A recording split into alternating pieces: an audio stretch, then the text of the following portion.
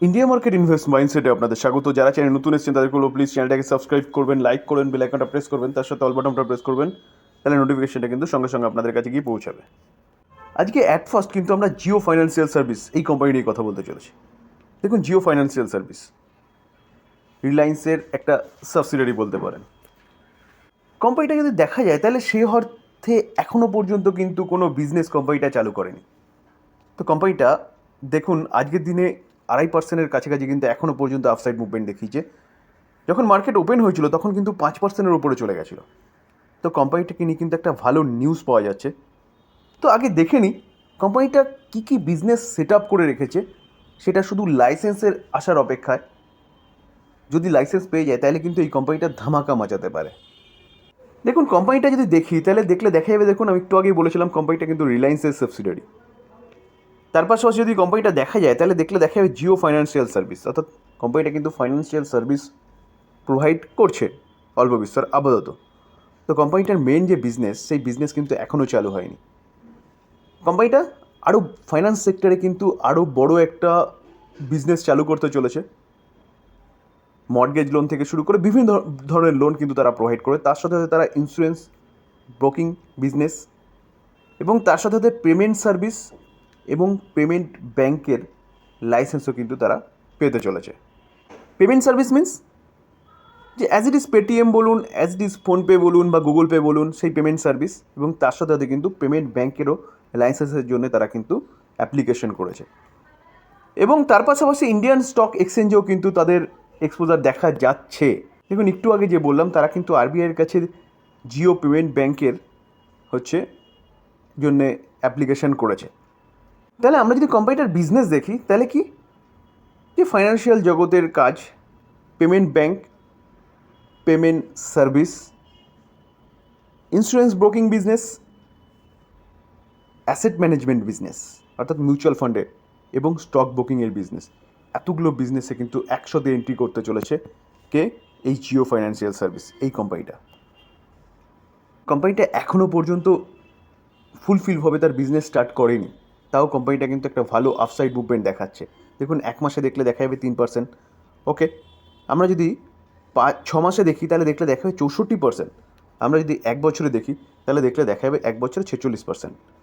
আমরা যদি কোম্পানিটার 5 বছর অর্থাৎ জবের থেকে লিস্ট হয়েছে সেটা দেখি তাহলে দেখা যাবে কিন্তু 69%। তো বিজনেস এখনও চালু হয়নি, কোম্পানিটা এরকম কেন করছে, মানে এত ভালো আপসাইড মুভমেন্ট দেখাচ্ছে কেন? দেখুন, কোম্পানিটা লিস্ট হয়েছে কবে, 25শে আগস্ট 2023, অর্থাৎ 1 বছরও কিন্তু কোম্পানিটার হয়নি। তো কোম্পানিটা এতটা কেন দেখাচ্ছে মুভমেন্ট? দেখানোর পিছনে যদি কারণ বলেন তাহলে কারণ কিন্তু কোম্পানিটার এই বিজনেস, এবং তার পিছনে কিন্তু রিলায়েন্স ইন্ডাস্ট্রি, এবং তার পিছনে মুকেশ আম্বানি।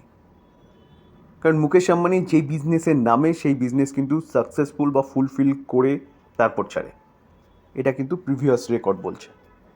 আজকে এই পড়তে থাকা মার্কেটে এত ভালো আপসাইড মুভমেন্ট দেখানোর পিছনে কারণ কি?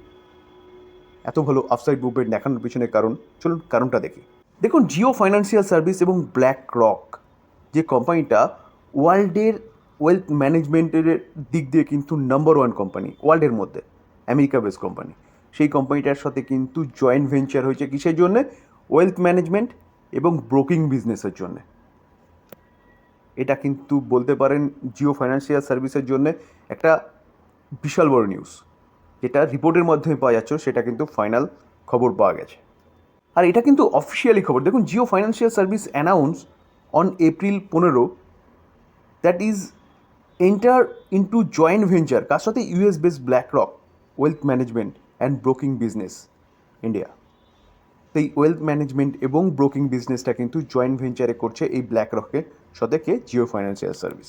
এটা একদম অফিসিয়াল খবর। এই যে জয়েন্ট ভেঞ্চারটা দেখা যাচ্ছে না, সেটা কত? 50:50, অর্থাৎ 50% পার্টনারশিপে তারা কিন্তু এই বিজনেসটা করতে চলেছে।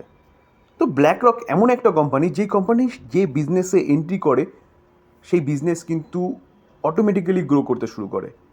কোম্পানিটার এরকমই কিন্তু ট্র্যাক রেকর্ড রয়েছে। তো সেই কোম্পানিটার সাথে কী করতে চলেছে? তারা ব্রোকিং বিজনেস এবং ওয়েলথ ম্যানেজমেন্ট বিজনেস কিন্তু করতে চলেছে। তাহলে বলা যেতে পারে এই কোম্পানিটার এই বিজনেসটা কিন্তু দৌড়বে, চলবে না, দৌড়বে। এখন শুধু জিও ফাইন্যান্সিয়াল সার্ভিস ওয়েটিংয়ে রয়েছে সেজন্য অ্যাপ্রুভালের জন্যে। কার কাছ থেকে? সেবির কাছ থেকে। কিসের জন্য? মিউচুয়াল ফান্ডের লাইসেন্স এবং স্টক ব্রোকিং বিজনেসের জন্য। তো স্যার সেই দুটো লাইসেন্স যদি পেয়ে যায় তাহলে কোম্পানিটা কিন্তু তার সার্ভিস শুরু করে দেবে। তো এই কোম্পানিটা কিন্তু ধরা ছোঁয়ার বাইরে চলে যাবে। এখনও কিন্তু বেস্ট সময় এই কোম্পানি নিয়ে চিন্তাভাবনা করার বা এই কোম্পানিতে ইনভেস্টমেন্ট করার। আমরা যদি কোম্পানিটার শেয়ার হোল্ডিং প্যাটার্ন দেখি তাহলে 47.1% স্টেক কার কাছে রয়েছে? প্রোমোটারের করছে। প্রোমোটারকে রিলায়েন্স। এফআইএস 19.8%, ডিআইএস 13.2% এবং পাবলিক কতটা রয়েছে? পাবলিক কিন্তু অলমোস্ট 20% বলতে পারেন। তাহলে অ্যাপ্রক্সিমেট বলা যেতে পারে এফআইএস, ডিআইএস ও প্রোমোটার কিন্তু 80%-এর উপরে স্টেক হোল্ড করছে। তো এতটা এফআইএস এতটা ডিআইএস কেন রয়েছে স্যার? বুঝতে হবে কিন্তু কোম্পানিটার বিজনেসে দম আছে, তার জন্যই রয়েছে। তো সেই জন্যই বলছি স্যার, কোম্পানি কিন্তু যে বিজনেস সেট আপ করে রেখেছে সেটা অনেক বড় বিজনেস। তো এখন যদি মিস করেন তাহলে কিন্তু এই কোম্পানিটা আর বাই করতে পারবেন না, কারণ কোম্পানিটা কিন্তু বলতে পারেন উড়ান ভরার জন্যে তৈরি হয়ে রয়েছে।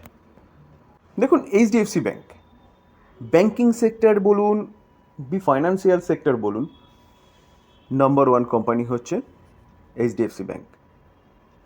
শুধু ব্যাঙ্কিং সেক্টর বা ফাইন্যান্সিয়াল সার্ভিস সেক্টর বলবো না, তার পাশাপাশি যদি বলতে হয় তাহলে নিফটি 50-র মধ্যে সবচেয়ে বেশি ওয়েটেজ হচ্ছে এইচডিএফসি ব্যাঙ্ক। তো এই ব্যাঙ্কটাকে কিন্তু চলতেই হবে। এই ব্যাঙ্কটা যদি না চলে তাহলে নিফটি 50 বলুন বা ফাইন্যান্সিয়াল সার্ভিস বলুন বা ব্যাঙ্ক নিফটি বলুন, চলবে না। আজকের দিনে কোম্পানিটা 0.62% আপসাইড মুভমেন্ট দেখিয়েছে। তো কোম্পানিটা কিন্তু কন্টিনিউয়াসলি আন্ডার ভ্যালু পারফরমেন্স দেখাচ্ছে। দেখুন, আমরা যদি 1 বছরের চার্ট দেখি, কোম্পানিটা প্রায় 10%-এর কাছাকাছি মাইনাসে রয়েছে। আমরা যদি 5 বছরের চার্ট দেখি, অনলি ফর 31% রিটার্ন দিয়েছে। ম্যাক্সিমাম চার্ট প্যাটার্ন দেখলে দেখা যাবে যে ঠিকঠাকই আছে, কারণ এই যে 5 বছর যে রিটার্ন এতটা খারাপ দিয়েছে সেটা কিন্তু তেমন চোখে পড়ার মতন নয়, কারণ কি কোম্পানিটা আগে ভালো পারফরমেন্স দেখিয়েছে।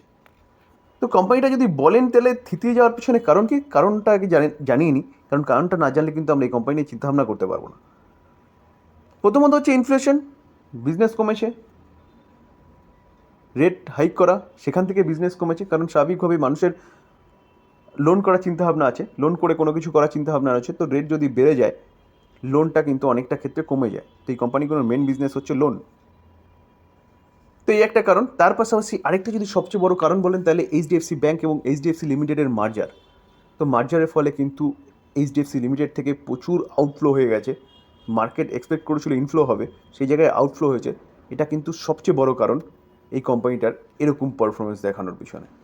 তো এখন কিন্তু এই কোম্পানিটাকে নিয়ে ভালো নিউজ পাওয়া যাচ্ছে বা খবরে পাওয়া যাচ্ছে কি এই কোম্পানিটা কিন্তু ভালো চলবে। কেন চলবে? কারণ রিসেন্টলি কিন্তু এই কোম্পানিটার যে Q4-এর আপডেট দেখিয়েছে, সেই আপডেট কিন্তু আফলাতুন আপডেট হয়েছে। আমি আপডেটটা নিয়ে আলোচনা করেছিলাম, যারা ভিডিওটা দেখেছেন তারা কিন্তু এইচডিএফসি ব্যাঙ্কের এই Q4-এর রেজাল্টের আপডেটটা জেনেছেন। তো সেই জায়গায় দাঁড়িয়ে কিন্তু এই কোম্পানিটার আপডেট যেটা দেখিয়েছে সেটা কিন্তু ব্যাপক দেখিয়েছে। এই কোম্পানি নেই কী নিউজ পাওয়া যাচ্ছে, চলুন সেটা দেখি। দেখুন, জেফ্রিজ কি একটা broking house, global broking house. তারা বাই রেটিং দিচ্ছে এই এইচডিএফসি ব্যাঙ্ককে নিয়ে, কারণ তারা বুলিশ এবং তারা কারেন্ট মার্কেট প্রাইস থেকে কিন্তু 20% আপসাইডের কথা বলছে। তো জেফ্রিজ গ্লোবাল ব্রোকিং হাউস বা ফার্ম বলতে পারেন, তারা বাই রেটিং দিচ্ছে এবং তারা তাদের টার্গেট কত দিচ্ছে? টার্গেট কিন্তু এইচডিএফসি ব্যাঙ্কের দিচ্ছে 1800, কারেন্ট মার্কেট প্রাইস থেকে 20% আপসাইডের কথা বলছে। দেখুন, কিছুদিন আগে সম্ভবত 4-5 দিন আগে ম্যাকোয়ারিস, আরেকটা ব্রোকিং হাউস, তারাও কিন্তু এইচডিএফসিকে নিয়ে বুলিশ এবং তারা বাই রেটিং দিয়েছে। এই যে রেটিংটা দিয়েছে না, এটা কিন্তু দিয়েছে Q4-এর আপডেট ডিক্লেয়ার হওয়ার পরে। তো এইচডিএফসি ব্যাঙ্কের তারা টার্গেট দিচ্ছে কত? তারা টার্গেট দিচ্ছে কিন্তু 2000। তো কারেন্ট মার্কেট প্রাইসে কিন্তু অনেকটা বেশি। আন্ডার ভ্যালু কোম্পানি, আর সবচেয়ে সেফলি ইনভেস্টমেন্ট হলো কিন্তু এই ব্যাঙ্কটা। তো এই ব্যাঙ্কটা কিন্তু অনেকটা আন্ডার ভ্যালু রয়েছে। এখনই বেস্ট সময় কোম্পানিটা নিয়ে বা ব্যাঙ্কটাকে নিয়ে চিন্তাভাবনা করা। এপ্রিল মাসের 20 তারিখে হচ্ছে এই ব্যাঙ্কটার কিন্তু রেজাল্ট, Q4-এর রেজাল্ট ডিক্লেয়ার করবে। তো আপনারা চিন্তাভাবনা করতে পারেন বা এটাও ভাবতে পারেন যে 20 তারিখে রেজাল্টটা দেখে নিয়ে তারপরে ইনভেস্টমেন্ট করবেন, সেটাও করতে পারেন। তো আলোচনা এই পর্যন্তই।